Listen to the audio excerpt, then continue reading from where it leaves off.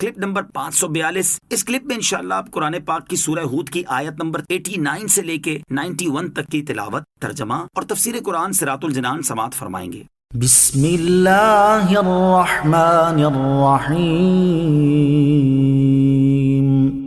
ترجمہ، اللہ کے نام سے شروع جو نہایت مہربان رحمت والا ہے۔ وَيَا قَوْمِ لَا يَجْرِمَنَّكُمْ شِقَاقِي أَن يُصِيبَكُم مِّثْلُ مَا أَصَابَ قَوْمَ نُوحٍ أَوْ قَوْمَ هُودٍ أَوْ قَوْمَ صَالِحٍ وَمَا قَوْمُ لُوطٍ مِّنكُم بِبَعِيدٍ۔ ترجمہ، اور اے میری قوم، میری مخالفت تم سے یہ نہ کروا دے کہ تم پر بھی اسی طرح کا عذاب آ پہنچے جو نوح کی قوم یا ہود کی قوم یا صالح کی قوم پر آیا تھا، اور لوط کی قوم تو تم سے کوئی دور بھی نہیں ہے۔ وَيَا قَوْمِ، اور اے میری قوم۔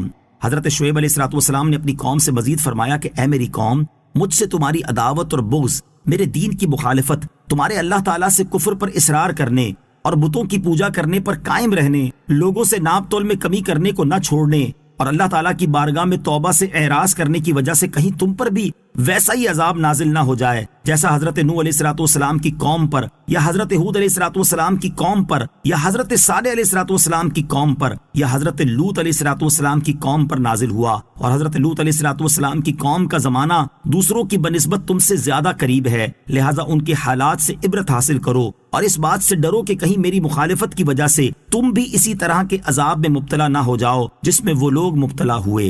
وَاسْتَغْفِرُوا رَبَّكُمْ ثُمَّ تُوبُوا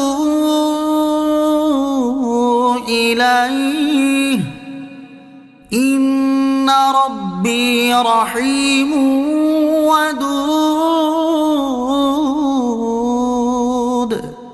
ترجمہ، اور اپنے رب سے معافی چاہو، پھر اس کی طرف رجوع لاؤ، بے شک میرا رب بڑا مہربان محبت والا ہے۔ وَاسْتَغْفِرُوا رَبَّكُمْ، اور اپنے رب سے معافی چاہو۔ بہت سے پیغمبروں نے اپنی قوموں کو توبہ و استغفار کا حکم دیا، جس سے معلوم ہوتا ہے کہ توبہ بڑی اہم چیز ہے۔ یہ بھی خیال رہے کہ ہر گناہ کی توبہ علیحدہ ہے۔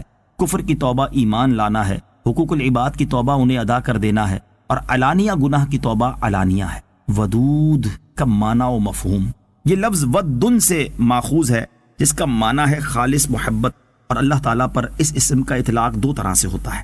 نمبر ایک، اللہ تعالیٰ محبت فرماتا ہے، یعنی اللہ تعالیٰ اپنے اطاعت گزار بندوں سے محبت فرماتا ہے کہ وہ ان کے اعمال سے راضی ہوتا ہے اور ان کی اطاعت گزاری کے بدلے ان پر لطف و احسان فرماتا ہے، اور اطاعت گزاری کی وجہ سے ان کی تعریف بھی کرتا ہے۔ نمبر دو، اللہ تعالیٰ محبوب ہے، یعنی اللہ تعالیٰ کے نیک اور صالح بندے اپنے اوپر اللہ تعالیٰ کے فضل اور احسان کی کثرت کی وجہ سے اس سے محبت کرتے ہیں۔ قالوا يا شعيب ما نفقه كثيرا مما تقول وإنا لنراك فينا ضعيفا ولولا رهطك لرجمناك وما أنت علينا بعزيز۔ ترجمہ، انہوں نے کہا، اے شعیب، تمہاری زیادہ تر باتیں تو ہماری سمجھ میں نہیں آ رہی، اور بے شک ہم تمہیں اپنے درمیان کمزور دیکھتے ہیں، اور اگر تمہارا قبیلہ نہ ہوتا تو ہم تمہیں پتھروں سے مارتے اور تم ہمارے نزدیک کوئی معزز آدمی نہیں ہو۔ قالوا، انہوں نے کہا، جب حضرت شعیب علیہ السلام نے مدین والوں کو سمجھانے کے لیے زیادہ گفتگو فرمائی تو انہوں نے جواب دیا کہ اے شعیب علیہ السلام، آپ اللہ تعالیٰ کی وحدانیت کا اقرار کرنے، صرف اسی کی عبادت کرنے اور ناپ تول میں کمی حرام ہونے کی جو باتیں کر رہے ہیں اور ان باتوں پر جو دلائل دے رہے ہیں، یہ ہماری سمجھ میں نہیں آتے۔ نیز بے شک ہم تمہیں اپنے درمیان کمزور دیکھتے ہیں کہ اگر ہم آپ کے ساتھ کچھ زیادتی اور ظلم کریں تو آپ میں دفاع کرنے کی طاقت نہیں۔ اگر آپ کا قبیلہ ہمارے دین پر ہونے کی وجہ سے ہم میں عزت دار نہ ہوتا تو ہم پتھر مار مار کر آپ کو قتل کر دیتے، اور تم ہمارے نزدیک کوئی معزز آدمی نہیں ہو۔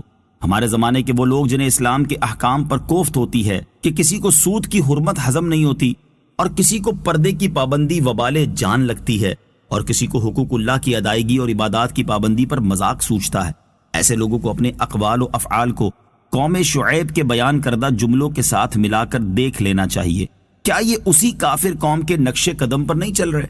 صلو علی الحبیب صلی اللہ تعالی علی محمد صلی اللہ تعالی علیہ وسلم۔ مجھے اپنی اور ساری دنیا کی لوگوں کی اصلاح کی کوشش کرنی ہے انشاءاللہ عز و جل۔